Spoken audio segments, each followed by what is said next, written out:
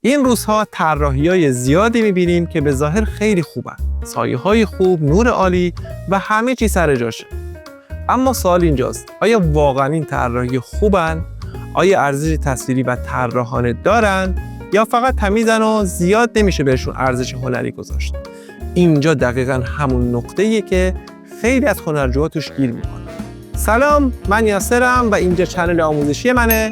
خیلی خوش اومدیم به این ویدیو و امروز میخوایم در مورد این موضوع صحبت بکنیم که طراحی خوب یعنی چی؟ و جوابش از چیزی که فکر میکنی پیچیده‌تر و جالب‌تره. بیاین به این طراحی یه نگاه بکنیم. به این و این و این یکی. اینم همینطور. خب در ظاهر خوبن، اما ساختارشون چطور؟ آیا ساختار درسته؟ فرما توی کار حس میشن؟ اینا طراحیایی هستن که از بیرون خوبن و مشکلی ندارن، ولی از درون نه و ارزش طراحانه ندارن. خب بیشتر بررسی بکنیم. در این طراحی با اینکه اجرا با جزئیات انجام شده، اما نگاه طراحانه در فرم‌ها دیده نمیشه. ساختار آناتومی صورت و دست‌ها به درستی درک نشده و صرفاً از روی عکس بازنمایی شده. جریان تونالیته ها خطی و یک نواخت. به جای طراحی بیشتر با یک کپی دقیق روبرو هستیم که از مبانی و ساختار طراحی آکادمیک فاصله داره. تو این طراحی اجرای نور و جنسیت خوبه، ولی نوع اجرای ولیو و فرم ها بیشتر از جنس بازسازی نوریه، نه اصول طراحی. حس فرم در چهره از دست رفته و اثر بیشتر شبیه یک تصویر تبلیغاتی شده تا یک طراحی تحلیلی با هویت طراحانه. این اثر هم کاملا فلت به نظر میرسه. یک طراحی بدون کانتور و فرم و جریان تونالیته است. نورپردازی فقط کپی شده و دارای شناخت نیست. طراحی بیان شخصی یا نگاه تحلیلی نداره و صرفاً یک بازنمایی دوباره و اجرای عکس. این نمونه ها به ما نشون میدن که صرفاً اجرای دقیق طراحی خوب محسوب نمیشه.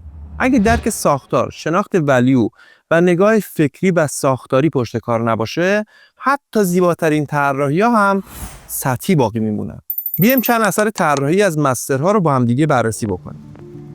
این طراحی نشون میده که چطور میشه فرم بدن رو بدون اغراق و فقط با تکیه بر ساختار و مبانی درست طراحی کرد. حجم‌ها با تفاوت ولیو ساخته شدن، نه با خطوط کانتور. فلو یا جریان سایه‌ها روی تنه و بازوها جهت چرخش بدن رو کامل نشون دادن. هیچ چیزی صرفاً برای زیبا شدن نیست. پشت هر بخش یک درک واقعی از آناتومی، تناسبات و طراحی ساختاری وجود داره.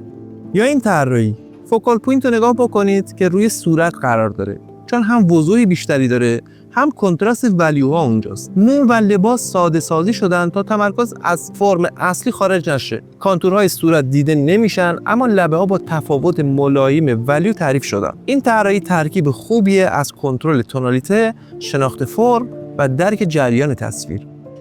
تو این طراحی فیگور کامل هم تمام عناصر با هماهنگی طراحی شدن. از وضعیت سر و دست‌ها گرفته تا چین لباس، همه چیز یک فلو و جریان مشخص داره. طراح با شناخت دقیق از تناسبات و ولیو تونسته تمرکز رو روی صورت نگه داره. هیچ کانتور مشخصی برای جدا کردن فرم‌ها نیست. همه چیز با ارتباط سایه‌ها و ولیوها شکل گرفته. این سطح از طراحی فقط وقتی ممکنه که ساختار و مبانی طراحی واقعاً درک شده باشن.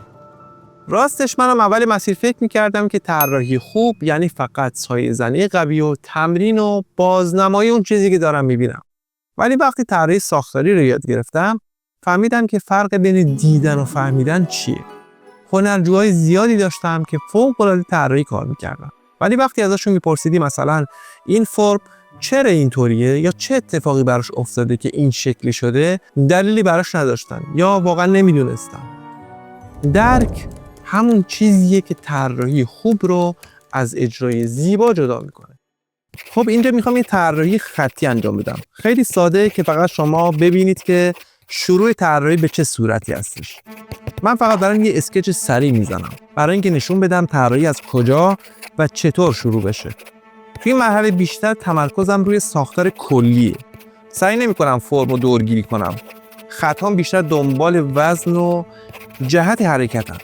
تمرکزم روی ارزش‌های خطیه، روی اینکه خط چطور میتونه ارزش تصویری ایجاد بکنه. با لکه‌ها کار میکنم چون فرم باید از دل ارزش‌ها بیرون بیاد، نه از کانتور خطی. میخوام حتی توی یک طراحی ساده منطق ساختار و فلو و تمرکز فوکال توی تونالیته و طراحی حفظ بشه. باید در نظر داشته باشم اگه طراحی قرار خوب باشه باید از همون اول رد فرم، ریتم و وزن رو توی خودش داشته باشه. اینجا هدف فقط یه تحلیل سریعه، ولی همونقدر که ساده است باید بتونه اون نگاه دقیق و طراحی محور رو هم برسونه. وقتی طراحی رو ریشه‌ای و هدفمند با درک و مبانی بشناسی میتونی ازش کار خلق کنی و بعداً توی حوزه‌های مختلف به دیزاین برسونی که صرفاً بازنمایی و کپی اون چیزی که داری میبینی نباشه و منجر بشه به کار خلاقه و یک جهانبینی اختصاصی برای خودت که بتونی دنیای خودت رو توی طراحی خلق کنی و کارت چه از لحاظ طراحی و چه دیزاین و چه رویکرد واقعاً آرت محسوب بشه. طراحی آکادمی کمک میکنه اون بیان تصویری درست شکل بگیره و از تجربه‌های بی اهمیت به نوعی دور بشی و یک مسیر دقیق برای تمرین درست داشته باشی که هم کارها ارزش تصویری داشته باشن و هم مبانی هنری خوبی داشته باشه که نشون بده طراح واقعا از دل تجربه‌های ارزشمند و اصولی بیرون اومده. حالا بیایم 3 ویژگی رو توی آثار کسایی ببینیم که هم در سطح بالایی کار میکنن و هم یک زبان و بیان شخصی دارن. این طراحی نشون میده که چطور ساختار آناتومیک و نورپردازی میتونه به صورت کامل در خدمت فرم باشه. کانتورها نرم و کنترل شده اند ولی در عین حال قدرت بیانی بالایی دارن و طراحی به جای نمایش صرف مهارت کیفیت عاطفی و انسانی منتقل میکنه. این طراحی سریع و اکسپرسی مثال عالی هستش برای ارزش‌های طراحی حس هدایت شده با دانش ساختار و فرمه. در ظاهر انگار خیلی آزاد کار شده ولی عمق فرم و حالت و حس طراحی در چرخش سرها کاملا مشهوده. این همون ترکیب نادره بین زبان شخصی و مبانی فنی. این تصویر هم به خوبی نشون میده که طراحی چطور میتونه در عین سادگی و تجرید یک دنیای کامل بسازه، حتی بدون سایه‌های پیچیده. صرفاً با خط و ترکیب بندی ساختارها و روایتش منتقل میشن. این طراحی زبان داره بدون اینکه اغراق یا پرداخت آنچنانی داشته باشه. طراحی دیگه اینجا فقط یک مهارت نیست بلکه یک زبان شخصیه. اگه بخوام همه اینا رو توی یک جمله بگم میتونم بگم که طراحی خوب یعنی درک ساختار قبل از زیبایی. زیبایی نتیجه است، نه هدف اصلی طراحی. توی این کانال قراره که دقیقاً همین مسیر رو با هم دیگه جلو بریم. از پایه با تحلیل با ساختار بدون فریب زیبایی ظاهری طراحی. اگه این نگاه برات آشنا یا حتی چالش برانگیز بوده، خیلی خوشحال میشم که کانال رو سابسکرایب بکنی و توی کامنت ها برام بنویسی که واقعاً تو هم فکر میکنی که طراحی خوب یعنی چی؟ جوابت توی کامنت ها برام بنویس. حتما کامنت ها رو میخونم و بررسی میکنم و سعی میکنم که توی محتواهای بعدی بهشون اشاره بکنم.